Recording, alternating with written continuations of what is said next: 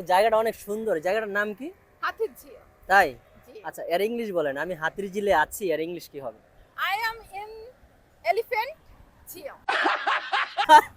Elephant ঝিল। Yeah, আচ্ছা আপনি কি জানেন না যে জায়গার নাম অথবা কোনো ব্যক্তির নাম ইংরেজিতে সেমটাই বলবেন? কি বললাম?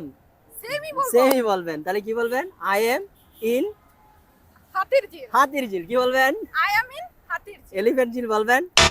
আচ্ছা এক্সকিউজ মি ব্রাদার, একটু এদিকে আসেন তো। জি ভাই বলেন। আচ্ছা আপনি ঢাকার কোথায় থাকেন? আমি ঢাকা কলাবাগানে থাকি। আচ্ছা আমি ঢাকায় কলাবাগানে বাস করি, এর ইংরেজি কি হবে? I live in Dhaka at banana garden. ওই আপনার মতো সে বলছে, জি, দেখছেন? স্যার, জি, হ্যাঁ স্যার। তাহলে জায়গার নাম আর ব্যক্তির নাম বললে আমরা ইংরেজিতেও সেম বলবো। তাহলে বলেন আই লিভ ইন ঢাকা এট কলাবাগান। কি বলবেন? আই লিভ ইন ঢাকা এট কলাবাগান। যদি বলি কাঁঠাল বাগানে থাকি তাহলে কি বলবো? I live in Dhaka at jackfruit garden বলবেন নাকি? না। তাহলে বলবো না। ওকে মাই ডিয়ার্স, যারা কাঁঠাল বাগানে আছেন তারাও কি করবেন? জ্যাকফ্রুট গার্ডেন বলার দরকার নেই। তাহলে ব্যক্তির নাম এবং জায়গার নাম সেম বলবেন। ধরেন আমার বন্ধুর নাম সবুজ, তাহলে আপনি বললেন না my friends name is green, নাকি? গ্রিন বলবেন? No. না, তাহলে কি বলবো?